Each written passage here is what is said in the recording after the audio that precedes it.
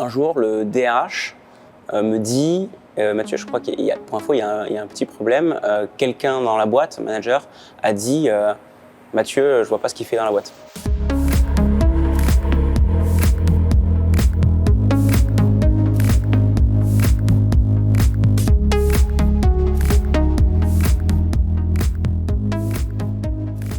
Je m'appelle Mathieu Nebra, je suis l'un des 2 cofondateurs d'Open Classrooms. On est une école en ligne et on aide les gens à apprendre des métiers qui sont en tension sur le marché de l'emploi et on les accompagne jusqu'à ce qu'ils aient un job. C'est vraiment notre objectif. L'entreprise a eu des hauts et des bas bien sûr, mais elle a pas mal grandi, en particulier ces 3-4 dernières années. On est passé en 3-4 ans de 150 personnes à un peu plus de 550 aujourd'hui, 600.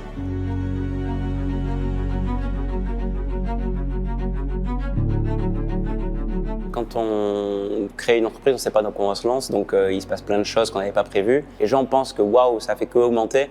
En fait, non, c'est des cycles comme ça, des moments où tu penses que tu vas te cracher, etc. Des moments évidemment de doute, il y en a plein. Et je me souviens particulièrement l'année 2019 qui était particulièrement dure parce que toutes les semaines, nos objectifs étaient ratés, tous les indicateurs étaient au rouge. On disait, bon, les indicateurs sont au rouge, bon, il faut qu'on trouve des solutions, bon, on essaye ça, etc. Mais ça continue à être au rouge.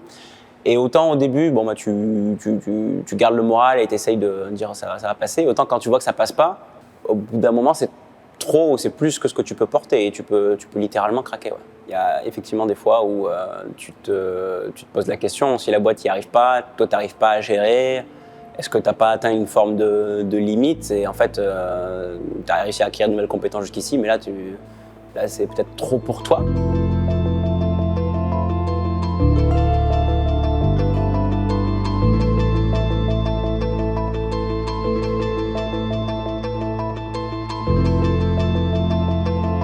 Les problèmes RH, c'est aussi le pire, c'est-à-dire qu'en fait, une boîte, c'est composé d'humains. Les process peuvent échouer, mais les vrais trucs qui, moi, me marquent le plus, et je sais que je suis pas le seul, c'est quand l'ambiance n'est pas bonne, c'est quand les gens n'ont pas confiance, quand il y a la défiance dans la boîte, ça, c'est terrible. Un jour, le DRH me dit Mathieu, je crois qu'il y a, pour info, il y a un petit problème. Quelqu'un dans la boîte, manager, a dit Mathieu, je vois pas ce qu'il fait dans la boîte. Je comprends plus ce qu'il fait dans la boîte. Et donc devant toute une équipe. Et moi je savais pas si c'était vrai ou quoi, mais en tout cas le DRH avait besoin de le partager parce que la rumeur courait, moi j'étais pas au courant. Et tu prends un camion dans la gueule, tu fais waouh, qu'est-ce qui s'est passé, qu'est-ce que j'ai dit, et est-ce que c'est vrai, etc. Des fois c'est direct quoi, uppercut. C'était évident que je le gardais pas pour moi et que juste parlons-en et voilà, mais émotionnellement à l'intérieur t'es un peu écroulé quoi.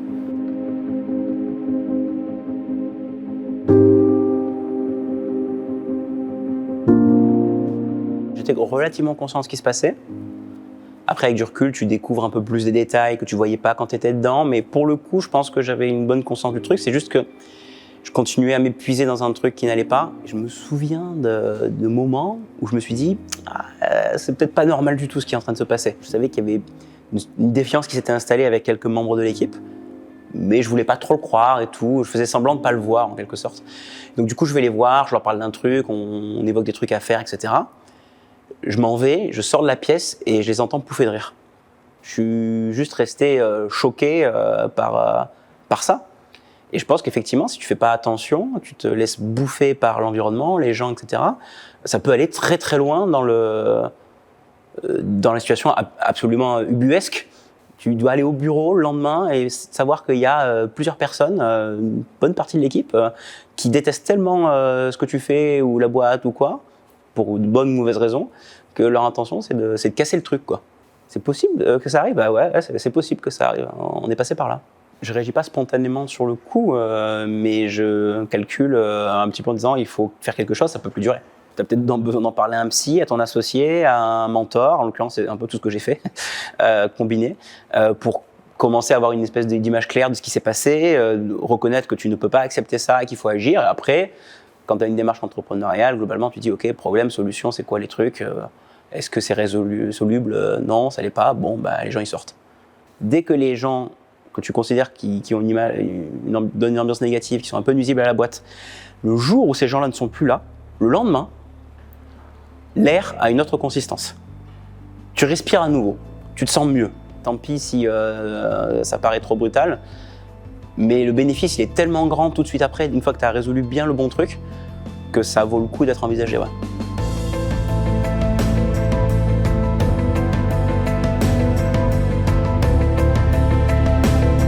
J'ai eu plusieurs moments où ça a été un peu dur, mais ça n'a pas forcément toujours été lié à des périodes où j'ai dû m'arrêter. J'ai dû très peu m'arrêter. J'ai eu juste une période très dure où j'ai découvert qu'en fait, après coup, c'était un burn-out, et ça s'appelle comme ça. Mais c'était pas forcément lié à des questions de respect, c'était plutôt une fatigue accumulée. Tenir bon, tenir bon, tenir bon, tenir bon, au bout d'un moment, la corde, elle craque, et là, ce qui se passe, c'est qu'un matin, t'es dans le lit et tu veux pas aller au boulot. J'ai vu le mur se rapprocher à toute vitesse et pas su l'éviter à temps. J'ai eu un arrêt de travail qui a été reconduit, et en fait, j'ai tout coupé, tout par rapport au boulot, les mails et tout ça. Et je suis littéralement affalé sur mon canapé en me disant bon, là je respire, je prends une pause. Qu'est-ce que je fais?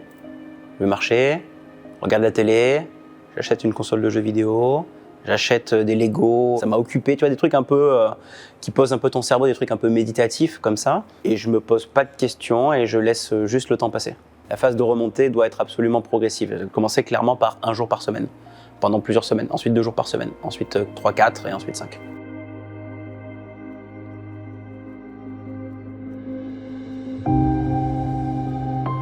Aujourd'hui, quand je fais des choses, je pense un peu plus à ne pas me retomber sur une pente glissante qui pourrait me ramener dans la situation où j'ai été. Je suis allé voir une psy, pas loin de chez moi, et je me souviens très clairement que j'ai parlé, et qu'à la sortie de la première séance, j'avais de l'air. J'avais littéralement une bouffée d'air énormissime, je ne m'attendais pas du tout, ça m'a surpris. La violence positive en quelque sorte que ça m'a fait d'avoir parlé à un psy. Tu n'as pas beaucoup de gens qui peuvent comprendre complètement la nature de ce que tu vis. Donc évidemment, je parlais à ma femme de ça, je parlais un peu à ma famille, mais pas trop encore. Mon associé pas mal. Et j'aurais tendance à dire que le combo gagnant, pour moi, c'est psy et mentor entrepreneur. Parce que le psy connaît pas ton monde de start-upper et tes problèmes, mais peut quand même vachement t'aider sur des trucs internes, des émotions, te les faire sortir, etc. Mais en tant qu'entrepreneur, j'aurais bien tendance à combiner avec quelqu'un qui comprend un peu de quoi tu parles. J'ai eu un mentor plusieurs fois, mais à un moment donné particulier de la boîte, pendant 18 mois, tous les mois, etc. Mais une des meilleures idées qu'on ait eues avec Pierre, je pense. Ça fait un bien fou et ça te fait grandir très très vite. C'est juste une super bonne pratique en tant qu'entrepreneur. Tellement bonne pratique, ça m'a inspiré à mettre du mentorat sur Open Classroom. C'est que ça a été la clé de la croissance et de l'accélération de ces dernières années, puisque j'ai compris la valeur ajoutée de ça et je l'ai intégré aussi dans la pédagogie d'Open Classroom, alors que ça n'existait pas avant.